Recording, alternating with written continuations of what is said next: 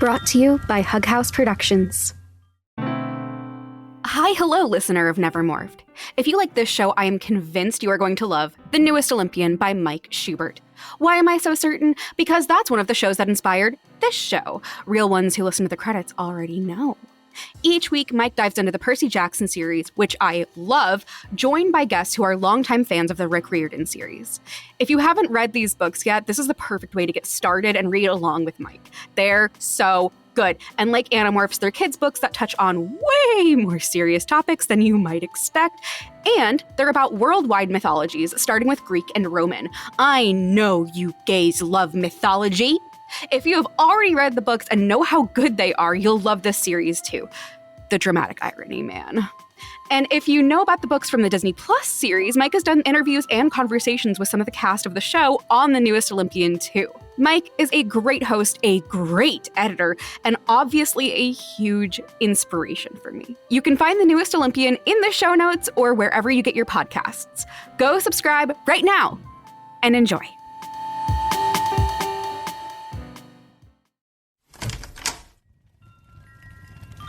Brought to you by Hug House Productions.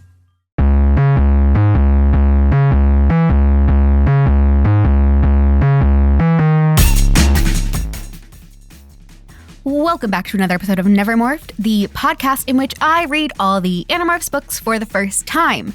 As always, this is a podcast about books for kids, but this podcast is not for kids, so if you're a little baby, you better get out of here now, because I say words like fucking shit and dick, and I just said that in the intro, and you're probably still here. Oops. That wasn't my best work, but it could have been worse. Anyway, we're back in it.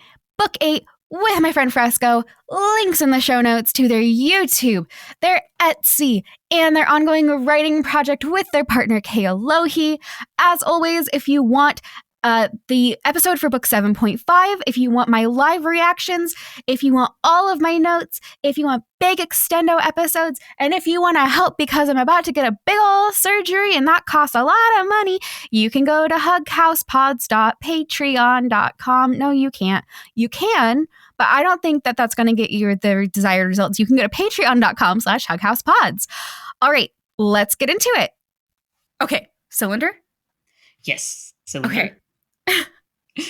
So then something fucked up happens. Yeah. Axe sees this, but nobody else seems to see this. One of the cops comes up to the screaming man, who is now free of the dead Yerk, which Axe says, like, the Yerk is going to disintegrate. It's going to turn into dust. Mm-hmm. What he says to us, but not the... Yes. And I think that's, like, really good information to have, like... that they can't keep, there's not going to be any evidence. Mm-hmm. And there's also not going to be any evidence because Axe watches this cop take out a small silver cylinder, put it to the back of that man's neck, and, like, we know, now having read the book, he's all the way dead. Yeah. That's a little murder button. That's a murder button. I was actually going to ask, straight up, what do you think that... I always interpreted the steel cylinder as, like, literally a little, like, short, kind of squat cylinder. And reading this again was the first time it occurred to me of, like, do you think it's a syringe? Oh. I didn't think so. I saw it as... so silly. I have this little speaker. I have this little speaker, and the whole thing is that it uses like vibrations. Like you put it on something and it turns that thing kind of into a speaker. It's very cool. Oh, neat. Yeah, really, really cool thing. I got it as like swag at the TED conference. It was awesome. Cool. And I just saw it as that. I'll have to take a picture and send it to you. It's definitely like way too big for the situation. But that is exactly what it was in my head. That makes sense. Speaker that kills you. Yeah, the speaker that kills you. And I think I'm picturing like easy button that kills you. Yeah, exactly, like, exactly. The button you press to order something from Amazon. Right. So this cylinder is fucked up. I don't like that they have this.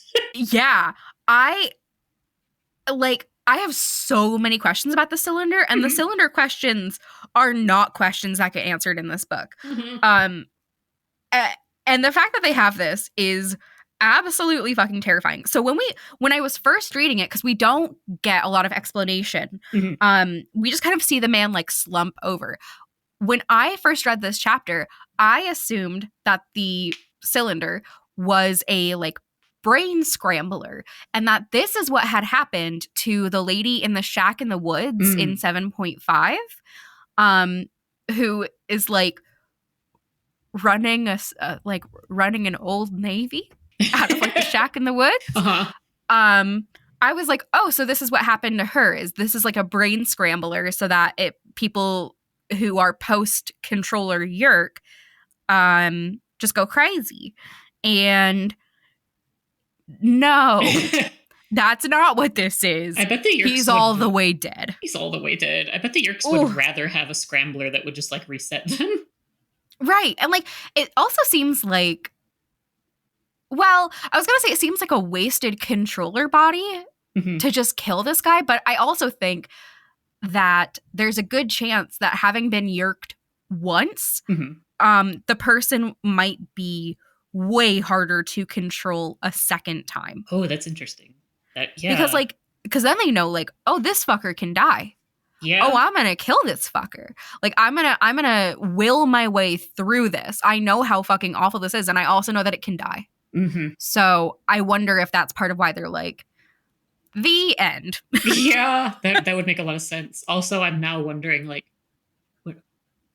would your immune system try to kill the Yerk? Hey, immune system, come on.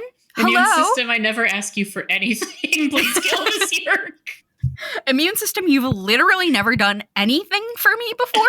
Could you do me a solid here, please? Please. My immune system is like, sorry, I'm on vacation. Mine's like, I'm busy eating all of your collagen. I'm too busy. Can you eat this slug instead? No. No, collagen. Yum. I don't actually know. The health if magazines are telling me that it's good for me. So the next day, Axe is doing a morning ritual where he is like thanking nature, and he's saying that he's sworn to destroy his enemies. And honestly, like this is a very nice ritual. It's very lovely, but it did make me just think of the Pledge of Allegiance. I have a lot of feelings about Please, the rituals. tell me everything. Tell me book. everything. Yes. It's very Pledge of Allegiance-y to me. I am both amused and really like that right after the ritual, he's kind of like, anyway, I think it's bullshit. Yeah. I love when people from other countries learn about the Pledge of Allegiance and they're like, you do what? Yeah. Yeah. When I was a small child and we were doing that in school, I so much didn't know what it meant that I didn't even know the correct words. And I said like, and to the Republic for wicket stands instead for which it stands. And I was like, I don't know what a wicket stand is, but it sounds important. It's really important. The wicked stands of the Americas. Yeah. As soon as I learned that other countries don't do a Pledge of Allegiance, which was like, I was pretty young when I learned this, I would just start expressing my right to nonviolent protest and not do the pledge whenever I could get away with it. Excellent. I did not get away with it very long or often, but I would consistently try until until like the pledge wasn't a thing that we had to do anymore. Good for you. Thank you. I've always fucking hated America. Yeah. I've always hated America in the back of my head, and then when I grew up and left home, now I can hate it out loud. Yay! So Axe is doing this whole ritual. It's like very in-depth, and Tobias is watching him from a branch. And this chapter establishes the extremely sweet, supportive, loving relationship between Axe and Tobias. And this was a huge relief for me to read, because this entire time I keep thinking that Tobias is going to be a much more defensive.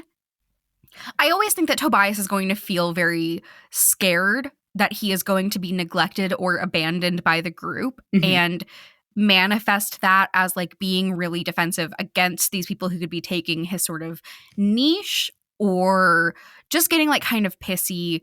And he just keeps impressing me. This was not the case at all. I was worried that he was going to feel a kind of like envy with Axe, because Axe can do one of the only things that Tobias can reliably do for the others, which is be the timekeeper for how Right. long they're in their morphs. And Axe can just do that biologically. Mhm. And then there's also like, I think that Tobias gets kind of something out of being like an other Mhm. in the group. Like it can be a source of his comedy. It can be a specific niche that he fills. And now we have Axe, who is this other outsider. But Tobias does not respond by like being defensive or hostile or anything to Axe. He just bonds with him over it. It's so nice. Yeah, I wanted to ask how you feel about how their relationship is shaking out, because I was really interested by your theories about specifically all of that, because it would also make a ton of sense to go in that direction.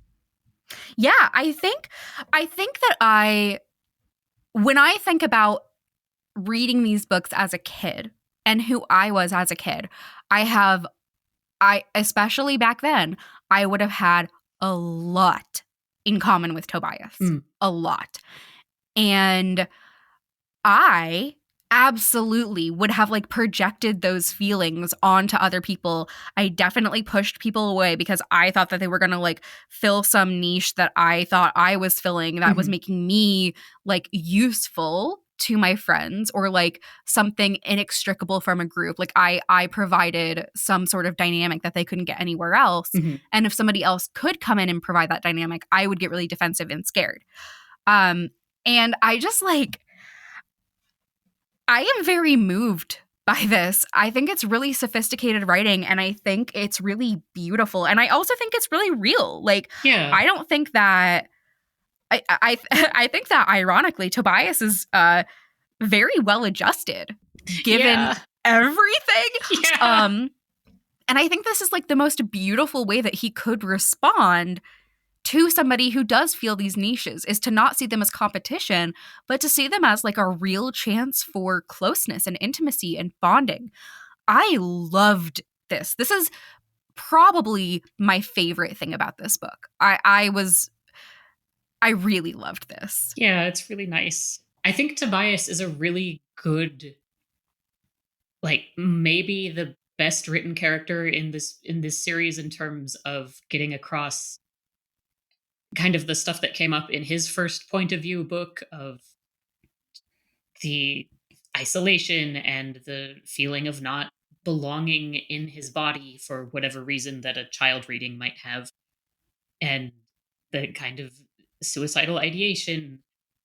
And I think that Tobias is one of my favorite examples of something that I really like about this series, which is I think it usually does a really good job of portraying these really complicated and sometimes horrifying concepts in language that not only is understandable for child readers, but is also, at least to me, as someone reading it now and who read it as a child, it's believable to me as this is how a child would express these things. This is the language that a child might use.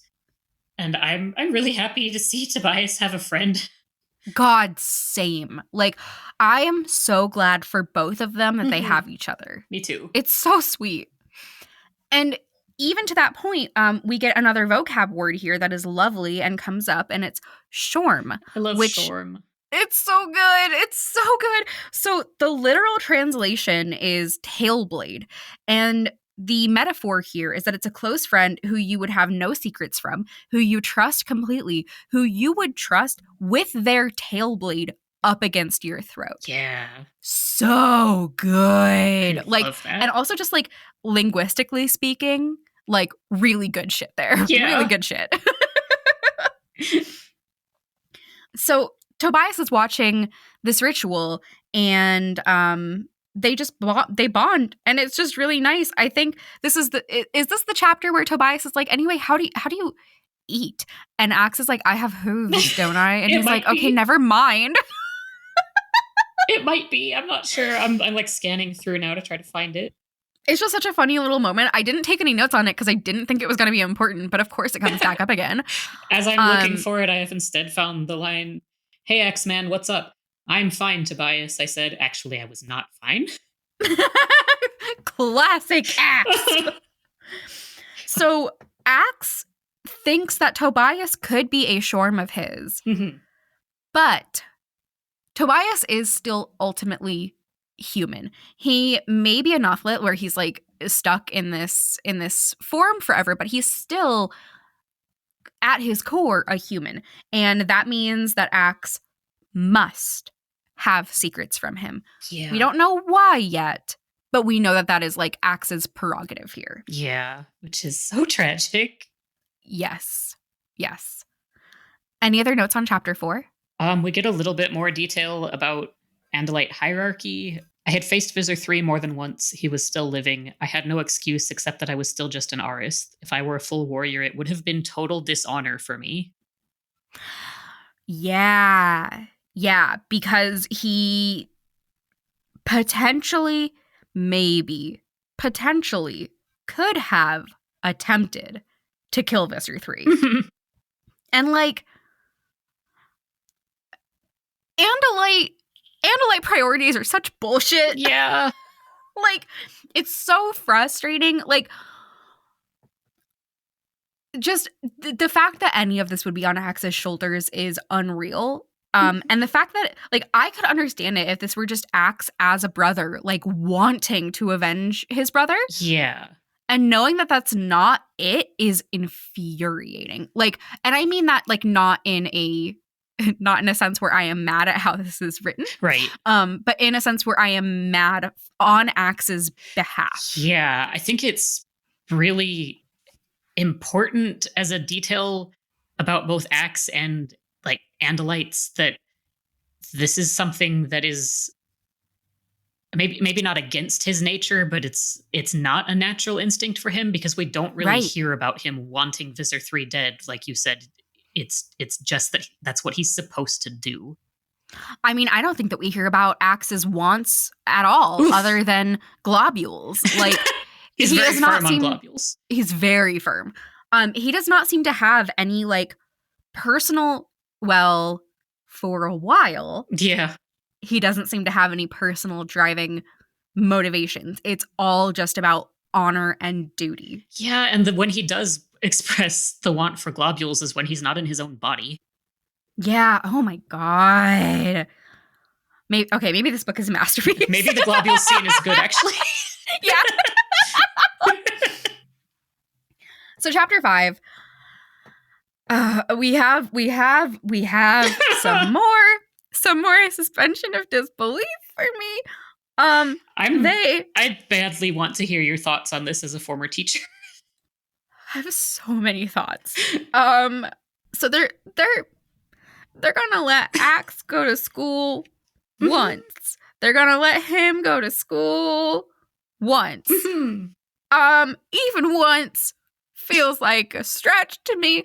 But he really wants to learn about human culture, and human culture, at least in the States, is school is a really, really, really important part of that. So they're gonna let him go to school once.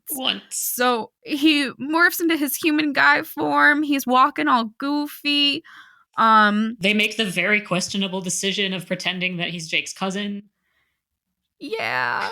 That feels like the worst possible cover story. It does. What if Tom is there? Or I don't know if he's at the same school, but what if he finds out that Jake's been at school with like a cousin that doesn't exist?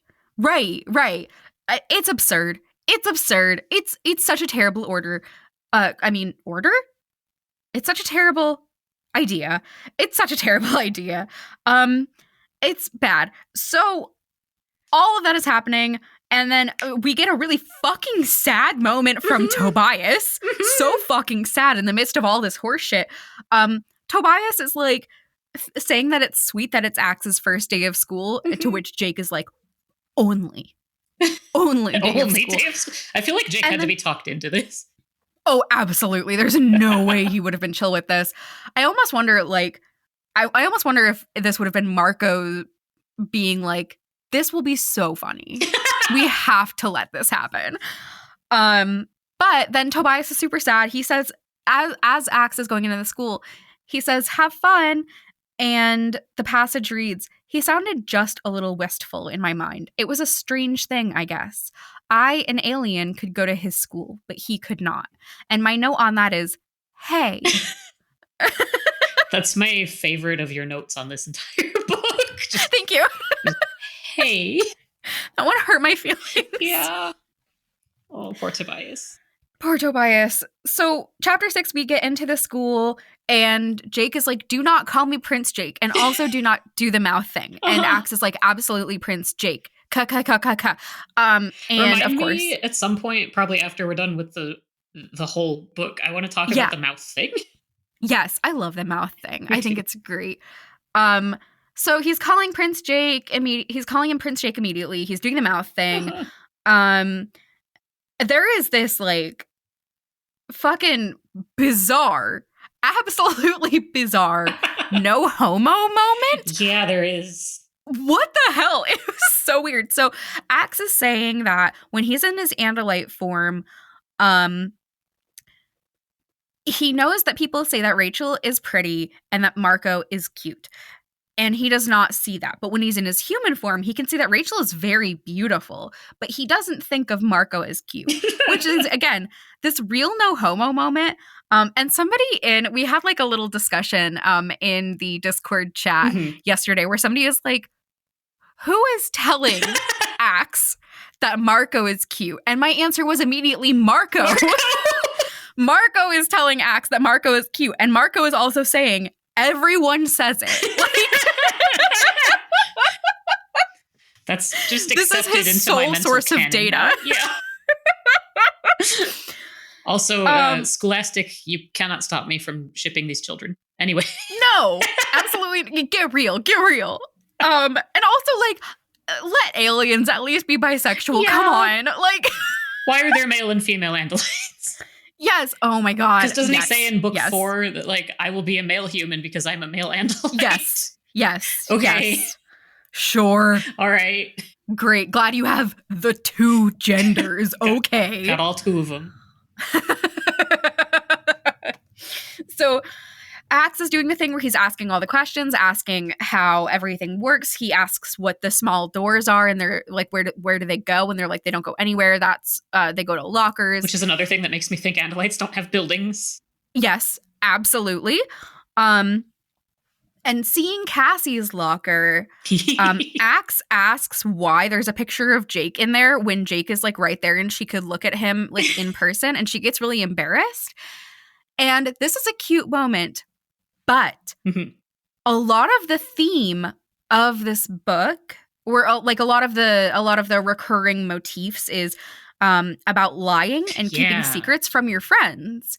And clearly, Cassie and Jake are like all the way dating. Like, clearly. And clearly they are keeping that secret from everybody else, even though everybody knows it. And I was convinced that by the end of the book, Axe would have been like, okay, so I have told you secrets, which we'll get to. But also, Cassie and Jake, you're hypocrites. Yeah. You have a secret. And it doesn't happen. Yeah. I genuinely can't tell if that's an intentional bit of like, these kids are kind of being hypocrites about this, or if it's an unintentional of like, oh, the kids and the authors both aren't thinking of that as a secret. I really can't tell. Right. Same. Yes. It was another frustrating writing moment for me. I was like, it's right there. It's right there. Well, I think you should write Animorphs fan fiction. Okay. I think I probably will after reading them all. I would love to read it. I think that these books will get inside my brain like a yerk, and I'll never be free from thinking about them. So I'll have to put that somewhere. I take back my critique of Andalites having 2 genders, because I strongly suspect that Andalites, at least in this book, are supposed to function as sort of a critical mirror to American society. So that makes sense. Yeah, actually.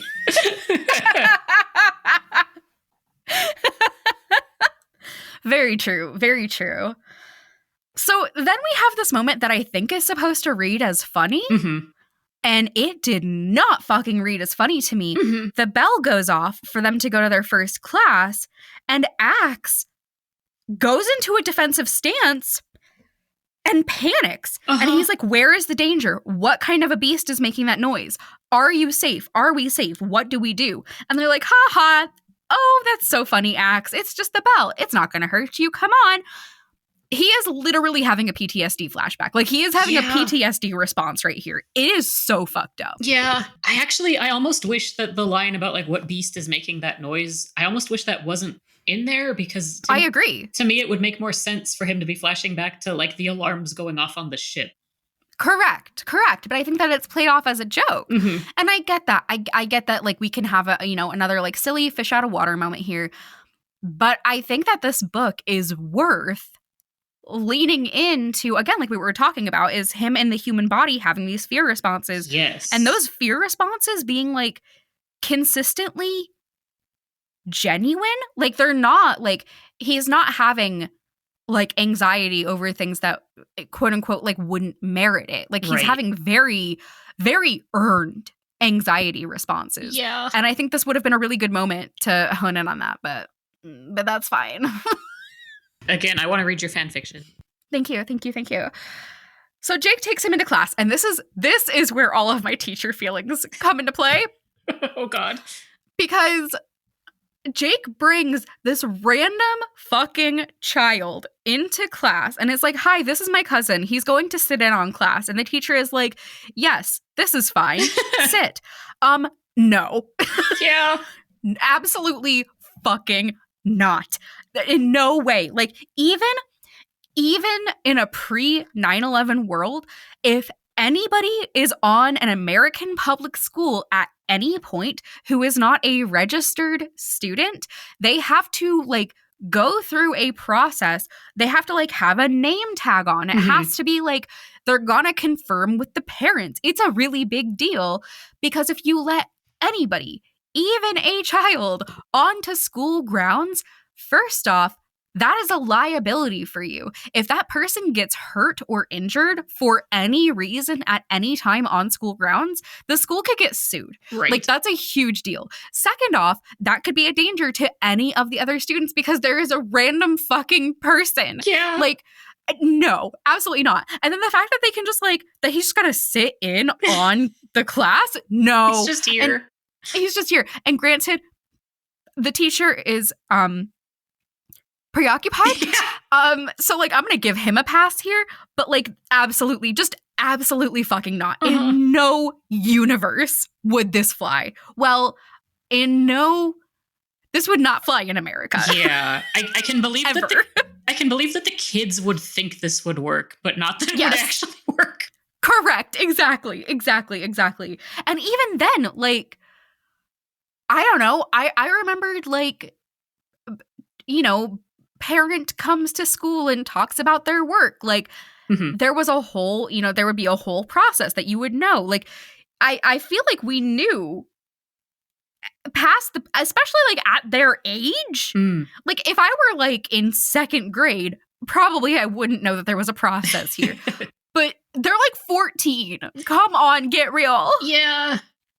I'm trying to like dig up a memory that I have just the barest memory of, because my high school and middle school were like very, I don't remember if they were really close together or just if there were shuttle buses between them. And I feel like there was like a day where I did go to the other school while my sister was there. And I'm wondering if that's just because I lived in the middle of nowhere. But, like, so it never occurred to me how wild this is. So I was really intrigued when I was reading your notes, and I was like, oh shit, yeah, that doesn't make any sense. No fucking way. So then we find out that the teacher, Mr. Pardue, who, by the way, do we know what subject class this is supposed to be? I don't think so. Is it like homeroom or something? But is that I never had a class that was like quote unquote homeroom. Our homeroom was just like our first period class. And that class would be like whatever subject we happen to have in that first period. So this was beguiling to me, but I looked back at the chapter and I don't think we ever learned what subject this was, which is fine. But the teacher is screaming about yerks. Yeah. It's yerk class. It's yerk class. So we get into chapter 7, and yes, the yerk that is in Pardue, because we find out that he is a controller, and like the dude in the parking lot, his yerk is dying and he can feel it, and he and the yerk are doing the thing where they're fighting back and forth. We saw this in book 3 with Chapman and Chapman's wife, I guess mostly with Chapman, where we see the human host like come through and then the yerk come through and they're like yelling at each other out loud. I have so many feelings about Chapman. Same. But mostly I have feelings about Melissa. Yeah. Oh, God. My girl. Uh-huh. So another suspension of disbelief here thing. Maybe this is just because I am like really good at crisis management. I like immediately hop into action. It is so bizarre to me that not a one of these children, who again are not like in second grade, they are like in middle school or high school, that none of them saw this happening and didn't fucking sprint to the principal's office or the nurse's office. Yeah. They're just watching this teacher writhe in pain and being like, oh shit. Yeah. Whoa. It does kind of feel like they're just being shuffled off to the side. It's like, we don't have time for all of these characters. Yes. And then the NPCs go blank for a while. Don't worry about it. They're turned off. Yes. But then Jake, who is so good. He's so good in this scene. I really loved this scene for Jake purposes. He's like, I cannot just watch this. With the man who is in the parking lot, they didn't want to get involved because they didn't want to seem like they knew what was happening. But Jake can't do it. He can't do it. So he goes up to Mr. Pardue and he is like, hey, I know what's happening. You're going to be okay. Stay strong through this. You will get through it. I have been there. I know what you're experiencing. I know what it feels like. You have to just stay strong. I am here for you. It's so sweet and it's so sad. And then in comes Chapman. Who I want to know if he just heard screaming and was like, oh shit. Dude, I gotta assume. Unless potentially, well, I keep thinking that the Yerks can talk through a hive mind, but they can't. I have to keep, I don't know why this keeps sticking in my head, but they are not. It is not a hive mind situation. Which would be interesting. I was thinking like, well, if one of the other kids happens to be a controller, he could just be like pinging Chapman, but that's not how that works. It's not how that works. I just realized this guy should not have been at school. Like, Yerks know how long they can go without feeding. Why was he there? Why was he there on the verge of starvation? For how good this book is, it's so sloppy. And it's, again, I could not be passing less judgment on the writers here. It's just a writerly satisfaction thing. It doesn't feel like fundamentally flawed foundation. It feels like they didn't have time to do a final draft. Absolutely. So Chapman comes in and he's like, okay, then he says another thing that made me go insane. He says, everybody leave, go to the playground. What? Again, they are in middle school or high school. I think my middle school had a playground. Really? I think so. I might be wrong. My memories are all jumbled up because in my district, starting with my 6th grade year, they put all of the 6th graders in the district into one school. Oh, no. Because it's called the 6th grade center. So I'm not sure if I'm mixing up that with middle school, but I think... Oh, those poor teachers. Yeah. Oh, no. Yeah. Oh, no. I think that was also the year that we started doing extracurriculars like band and stuff. So they also presumably had to rearrange everything to start doing band at another school.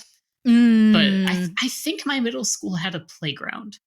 I don't think my middle school or high school had one. My elementary school definitely did, and it was nice, but junior high and high school, absolutely not.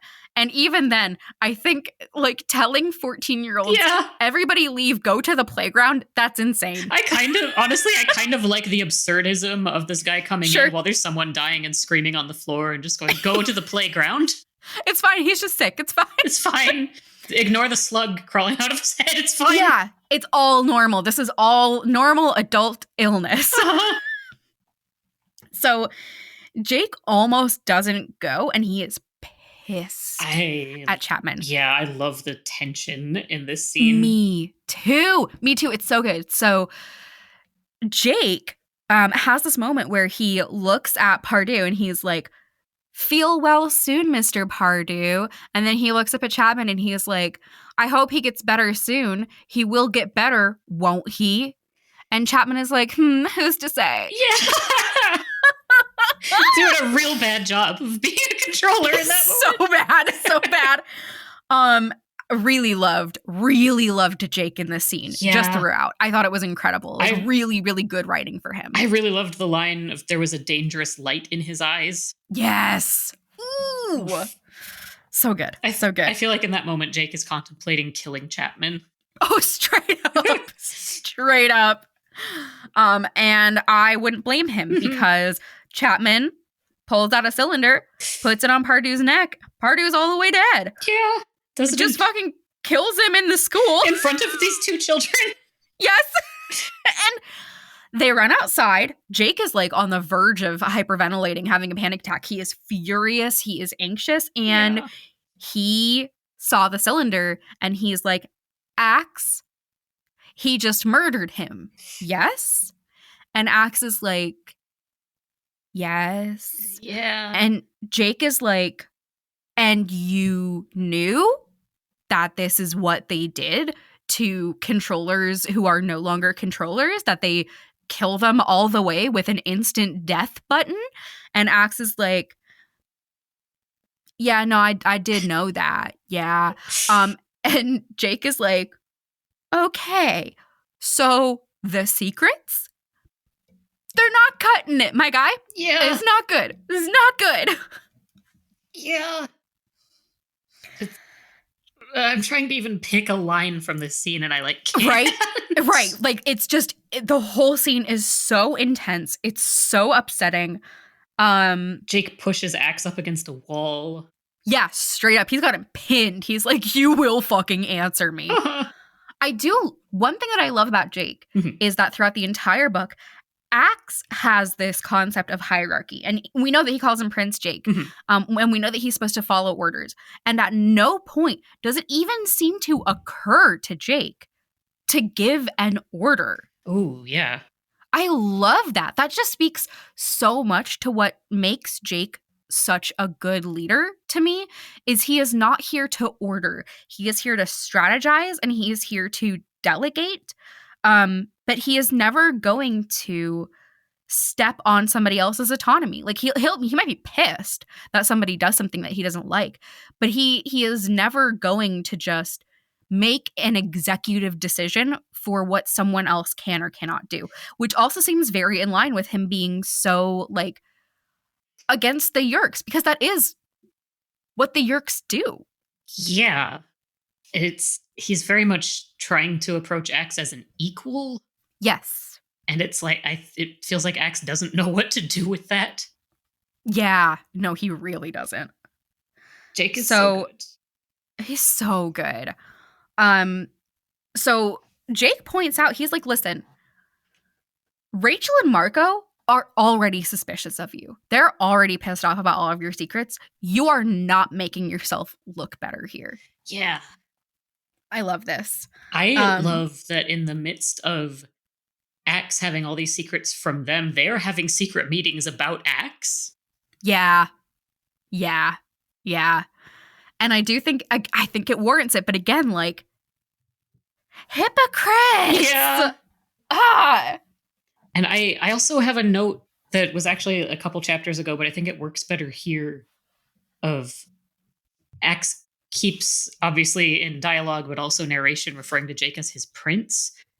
And I wrote, I find it interesting that in the midst of all this, Axe doesn't seem to be struggling at all with the idea of having a non-Andalite prince, just the logistics of trying to follow that prince without violating Andalite law.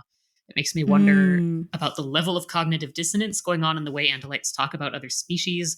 Like maybe Axe was taught some surface level version of quote unquote equality, where of course other species should be treated with respect, et cetera, but that's starting to fall apart now that it's coming into direct conflict with the way Andalite society actually works. I don't even have anything to add. Just like, yeah, that's so true. Because like he almost seems surprised, or at least like he doesn't expect how upset his human friends are about the secrets he's keeping. Right. As if he thinks that's just how he's supposed to treat them. Yeah, because I mean, that's Andalite culture. Yeah. Like the secrets are a really important part of it, not just in the law, but it seems like as we'll find out later on, it seems like they're super chill with lying about things all the time. Yeah. Yeah, they are. Yeah. So Axe's rationale for this. First off, he gives this Andalite saying, which is love the warrior, hate the war, which is literally love the sinner, hate the sin. Ew.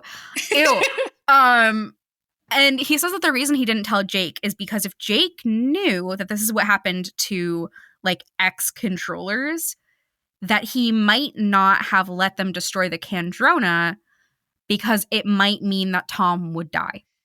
Yeah. And I get that, but Jake's response is, you don't understand anything about humans at all. And I think, we have seen Jake grapple with the idea that he might have to fucking kill his brother. Yeah. And I think that we've seen that while he doesn't want to, I think that he would, at least he thinks that he would do it for the cause. Yeah, that's a really huge Jake detail that's kind of subtly inserted at the very end of this chapter from someone else's point of view. Yeah. That's rough. And I get why Axe and his thinking, why he would do that, but oof. Yeah. I would like to know if I'm endangering my sibling's life. Right.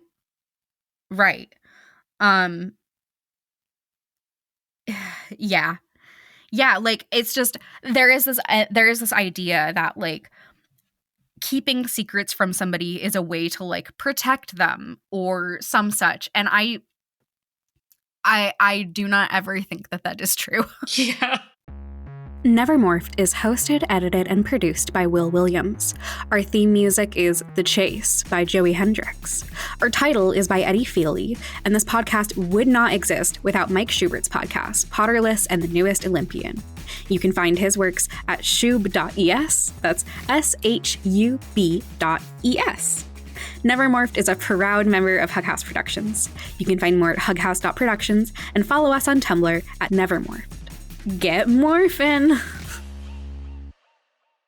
On March 27th, 2024, Elon Musk was deposed in a libel lawsuit filed by Ben Brody. Musk's lawyer, Alex Spiro, tried to retroactively mark the deposition as confidential, but it wasn't. Of course I can ask him, do you think you committed actual malice? Do you think you were reckless? Of course I can ask those questions. The deposition is a new Hug House podcast reenactment of the entire deposition, word by word, in full, taken very seriously. Things that he did wrong. But that's the point. That's not what you're allowed Until he really just can't anymore? Not what you're allowed to do in the deposition. You can't just get him talking.